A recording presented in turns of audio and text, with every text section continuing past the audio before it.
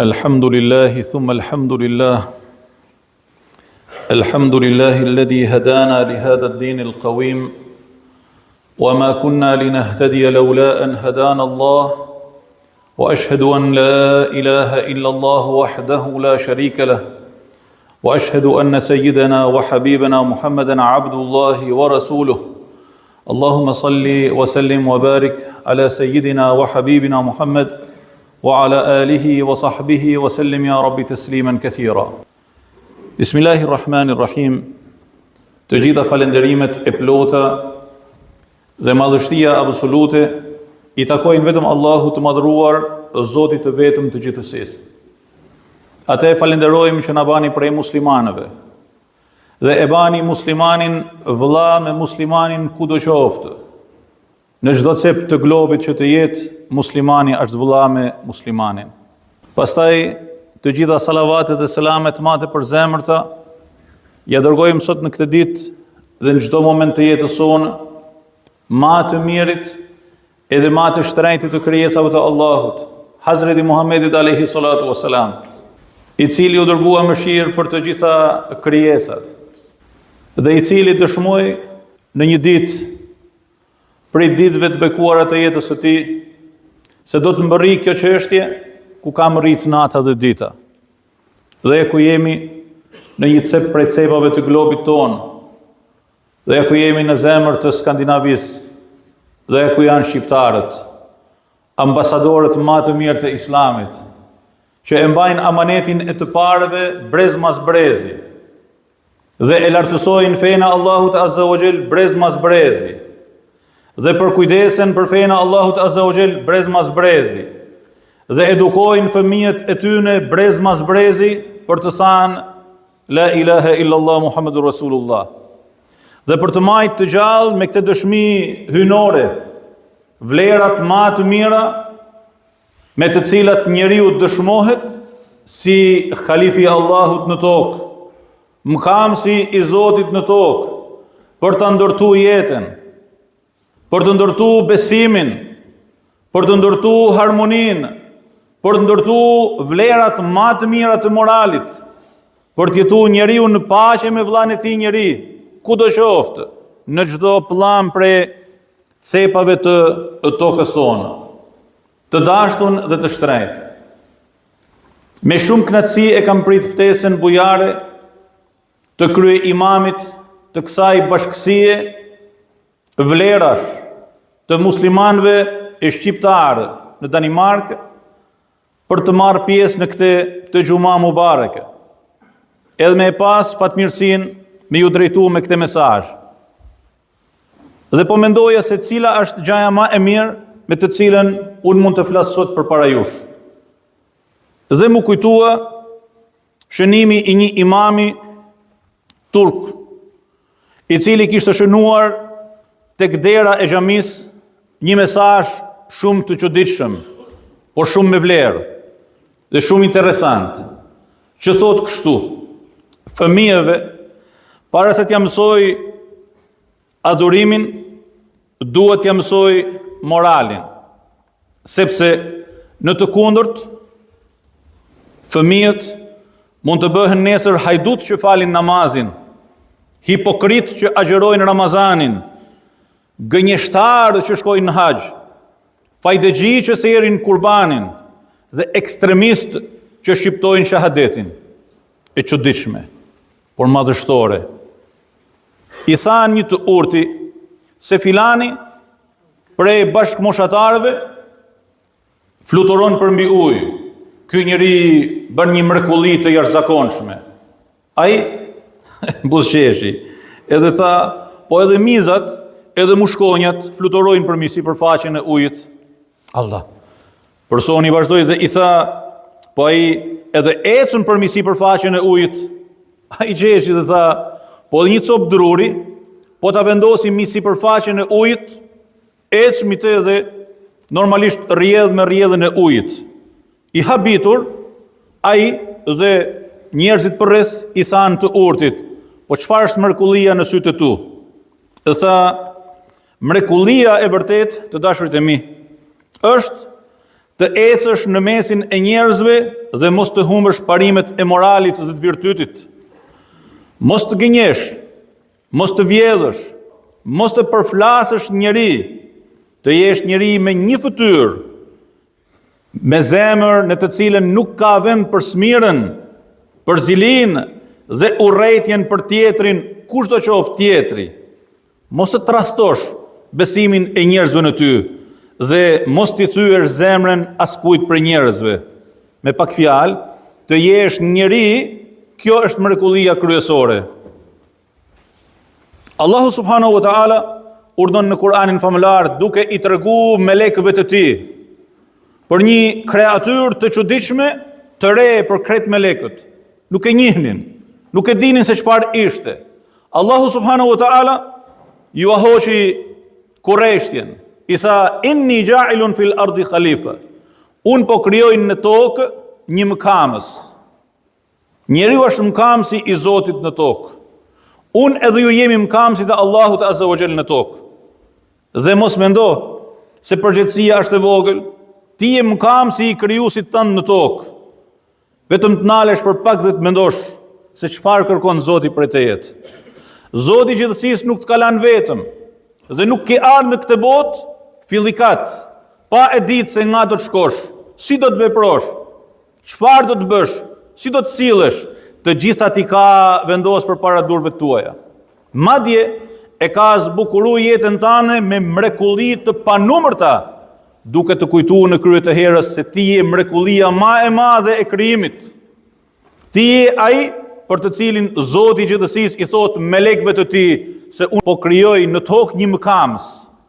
Dhe më thanë, ditën edhe kur ti ki ardh në këtë botë, ti ki ardh si një prej mëkamësve të Allahut në tokën e ti. Pyete veten tënde, a je ti dhe unë dhe të gjithë ne, a jemi të denjë për ta marrë këtë përgjegjësi të madhe të Zotit të gjithësisë? Dhe si duhet të sillet gjithë secili prej nesh me këtë përgjegjësi kaq të madhe? Unë jam mëkamësi i Zotit. Unë jam halifi i Allahut në tokë. Ne kemi dëgjuar dhe kemi lexuar për historitë e kalifëve të ndryshëm të historisë tonë islame. Ndërkohë ne kemi harruar me lexuar një histori shumë më të rëndësishme, historinë e gjithë secilit prej nesh. Ku gjithë secili prej nesh është ftuar për të kenë kalifi i Allahut në tokën e tij. Mirpo, çfarë do të bëj? Si do të veproj? Të ka sjell në këtë botë dhe të ka pajisë me mrekulli të panumërta, të ka dëshmuar nëpërmjet pejgamberëve të tij se mrekullia e shoqëron njeriu përgjatë rrjedhave të krejt historisë njerëzore. E ka kriju njeriu e parë si mrekulli. Nga balta. Hazreti Nuhun alayhi salatu wasalam e ka shpëtuar nëpërmjet një varke të madhe, një anije të madhe, mrekulli. Si për të na thënë të gjithëve se edhe në momentet më të vështira të jetës, gjithmonë ka një shpresë. Ajo shpresë është mrekullia e Allahut azza wa jall në zemrat e besimtarëve. Mirpo, a dim ne të trokasim në dyert e kësaj shprese të madhe që Allah azza wa jall ka lanë për ne dhe e ka lanë derën e saj të hapun sa të ketë frymë e sa të ketë jetë? Hazreti Yunusi alayhi salatu wassalam shpëtoi në errësirat e panumërta të sprovës së tij në barkun e balenës. Shpëtoi me një lutje madhështore që u kthye në mrekulli për atë dhe çdo njeri deri në ditën e fundit. Si për të na thënë Zoti i gjithësisë se të gjithë ne në një mënyrë apo një tjetër do të bijem pa asnjë dyshim në batakun e sprovave të shumta të jetës. Ndoshta do të na marrin vorbullat e jetës drejt errësirave, që nga një herë të bajnë me humbje dhe ekuilibrin e jetës. Por kujdes, ka për herë një moment rrezatimi të dashurisë Allahut azza wa jall në jetën tonë, që na fton për të thënë me përuljen më të madhe dhe pendimin më të sinqert, la ilaha illa anta subhanaka inni kuntu minadh zalimin. Ai e gati që në momentet më të vështira të jetës mos me anu nga errësira dhe me përfundu në errësirë, por me dalë dhe me u kap me dritën e dhikrit të Allahut për të shpëtuar jetën tënde nëpërmjet kësaj mrekullie me të cilën e ka zbukuruar jetën. Hazreti Musa alayhi salatu wasalam foli me Zotin e tij si një mrekulli e jashtëzakonshme për atë pejgamber. E çau detin me emrin e Allahut Azza wa Jall, si një mrekulli e jashtëzakonshme, por kujdes, Allahu Azza wa Jall e ka bërë Kur'anin famëlart, një moment në të cilin ti, sa herë që çon nërmend Hazreti Musa alayhi salam, shkon në turin tanë, ti e ke malin e turit dhe mrekullinë e turit e ke në shtëpinë tënde, e ke një libër të cilin je i ftuar me e lexu dhe me ju përkushtu ditë pas dite, e frym pas fryme, me e zbukuru jetën tënde me dritën e ti, me fol me Zotin e gjithësisë, pa pas nevojë për askënd në krah. Dhe pastaj me emrin e Allahut Azza wa Jall, me qa çdo vështirësi të jetës, i bindun se asgjë me emrin e Allahut Azza wa Jall nuk është e paralizueshme dhe se asnjë vështirësi prej vështirësive të jetës, sa do e madhe që të jetë, edhe se sa ushtritë e faraonit që të vijnë nga pas, nuk mund të pengojnë për të ecë përpara detrave të vështirësisë me emrin e Allahut Azza wa Jall, që çanë më dysh çdo det të errët dhe të shpëton nga çdo ushtri që të ndjek nga pas. Hazreti Isa alayhi salatu wasalam u lind pa bab, erdhi në këtë botë si një mrekulli, foli që foshnje dhe tha një fjalë të madhe që duhet ta themi çdo ditë unë edhe ju. Qale inni abdullah, ai tha unë jam robi Allahut. Dhe ndalu paksa dhe pyete veten, kur ka qenë hera e fundit që i ki thanë vetes tande inni abdullah, unë jam robi Allahut? Ore vërtet, a e kuptojmë ne se jemi rob të Allahut? A e shijojmë ne se jemi rob të Allahut? A e shijojmë ne që jemi rob të atij Zoti që e ka zbukuru jetën tonë me mrekulli të panumërta dhe nuk ka lanë asgjë për të cilën ne kemi nevojë në këtë jetë, përveç se na e ka tregu dhe na e ka dëshmuar nëpërmjet rrugëve të shumta në Kur'anin famëlar, nëpërmjet pejgamberëve të shumtë, e mi të gjitha nëpërmjet pejgamberit ton alayhi salatu wasalam. Hazreti Ibrahimi, Hazreti Ismaili dhe thuaj kështu pafund të gjithë pejgamberët e racës njerëzore. Në të gjithë e në shembullin e gjithë secilit prej tyre ka mrekulli të panumërta që na ftojnë për të kuptuar se jeta e jonë është e zbukuruar me mrekullitë e Zotit. Dhe vim tek një mrekulli e më të mirë të krijesave të gjithësisë. E me këtë përfundojmë edhe hutben dhe mesazhin e kësaj xumaje. Vim tek pejgamberi i jon alayhi salatu wasalam, tek më i miri i krijesave të Allahut Azza wa Jall, Hazreti Muhamedi alayhi salatu wasalam. Dhe sa të shumta janë mrekullitë e Allahut Azza wa Jall në jetën e pejgamberit ton. Por don Allahu Azza wa Jall që ne jemi në një muaj të shenjtë, në muajin Rajab, dhe në këtë muaj të shenjtë ka ndodhur një mrekulli prej mrekullive më të jashtëzakonshme të pejgamberit ton alayhi salatu wasalam, Israja dhe Miraxhi. Mrekullia e Isras dhe Miraxhit ka një sekret të madh, edhe ka një mirësi mbi të gjitha mirësitë me të cilën është mbështet zemra e pejgamberit ton alayhi salatu wasalam, por zemra e gjithë secilit prej nesh deri në ditën e fundit.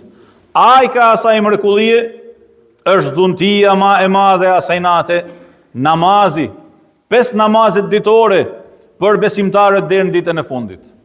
Dhe ndalu paksa dhe pyete veten se kur ka qenë hera fundit që ti je ul dhe ke thënë, ore ky namazi që unë e fali çdo ditë, ç'a është? Dhe pse e bëj? Përveç se më u bin Allahut Azza wa Jall, mirë po a shijon ti namazin tan? A ke ti një kontakt të përditshëm, të shëndetshëm me Zotin tan? A vlen namazi im dhe i juaj, siç thot Allahu Azza wa Jall në Kur'anin famëlar, inna as-salata tanha 'anil fahsha'i wal munkar? Namazi të ndalon nga veprimi i fullëqësive, përshtirësive, veprave të këqija, çdo gjëje të dëmshme që nuk i shërben njeriut për të jetuar me dinjitet si kalifi i Allahut në tokën e tij. Namazi që është tylla kryesore e fesë tonë islame, që do të thotë të dashurit e mi, se secili prej nesh është i ftuar të kuptojë e të marrë siç duhet besën e Allahut Azza wa Jall nëpërmjet namazit, shtyllës kryesore të islamit, dhe të kuptojë se nëpërmjet namazit i është dhënë një mrekulli jete, nëpërmjet të cilës gjithë secili prej nesh e ka mundësinë për të dëshmuar hak si khalifi Allahut në jetën e tij kalimtare. Kretë çështja është me e pyet veten.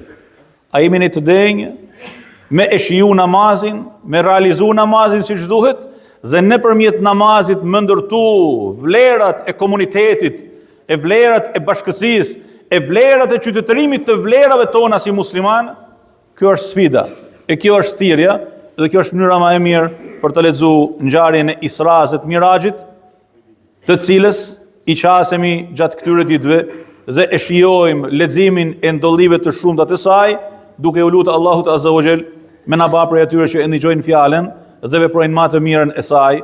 Allahu ju dashur ju begatoft. Wassalamu alaikum wa rahmatullahi wa barakatuh. Walhamdulillahi rabbil alamin.